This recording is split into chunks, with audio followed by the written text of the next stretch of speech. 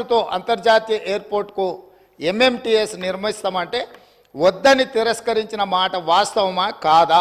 ఒకవేళ మీరు కాదు అంటే ఆ వివరాలు అన్నీ కూడా తీసుకొచ్చి సభలో పెట్టి సభ ద్వారా తెలంగాణ ప్రజలందరికీ కూడా వారు ఎందుకోసం ఎంఎంటీఎస్ పేదలకు ఉపయోగపడే జస్ట్ 2.5 కిలోమీటర్స్ ఉమ్నాబాద్ నుంచి ఎయిర్పోర్ట్ లోపలికి అనుమతి ఇవ్వకపోవడానికి గల కారణము, దీని వెనకాల ఉన్న కుట్ర, దీని వెనకాల ఉన్న ఆర్థిక రాజకీయ ప్రయోజనము ఏందనేది కూడా ఈరోజు తెలంగాణ ప్రజలకు తెలవాలి.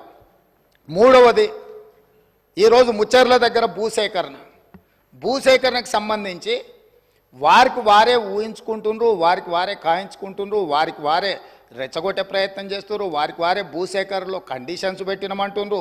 మళ్ళీ ఇవన్నీ చెప్తూనే మీరు న్యూయార్క్ చేయండి, మీరు డల్లాస్ చేయండి, నేను ఎప్పుడో మీలాక ఓల్డ్ సిటీని ఇస్తాంబుల్ చేస్తా అని, వరంగల్ని లండన్ చేస్తా అని, కరీంనగర్ని న్యూయార్క్ని చేస్తా అని ఇట్లాంటి అబద్ధాలు నేను ఎప్పుడు చెప్పలే. ట్యాంక్ బండులో నీళ్లను కొబ్బరి నీళ్ళలాగా చేసి ఎత్తుకొని తాగేటట్టు చేస్తా అని నేను ఎప్పుడు చెప్పలేదు అధ్యక్ష.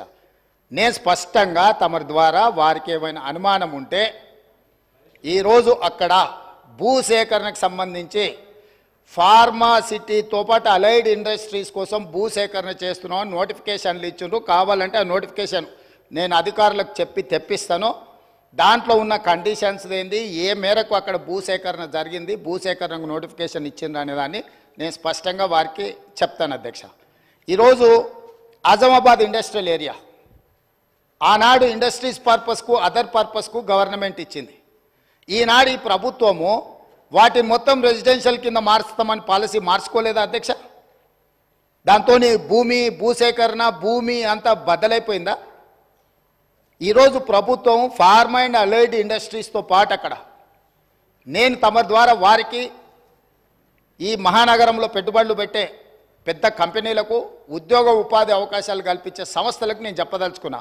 అక్కడ skill university, young India skill university రేపు సాయంత్రం 4 గంటలకు ప్రారంభించబోతున్నాం. ఇంతగా ప్రోత్సహిస్తామని చెప్పిండు కదా.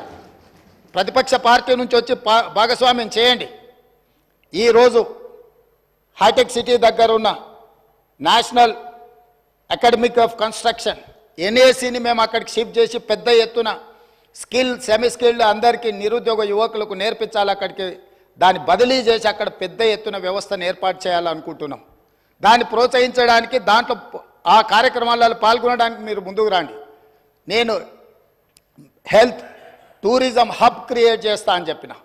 స్పోర్ట్స్ యూనివర్సిటీస్, ఈరోజు యువకులు గంజాయి అని డ్రగ్స్ అని ఉద్యోగ ఉపాధి అవకాశాలు దొరకక వ్యసనాలకు లోనయ్యి తప్పుదోవ పడుతున్నారు. కాబట్టి తెలంగాణ సమాజంలో ఉన్న లక్షలాది మంది నిరుద్యోగ యువకుల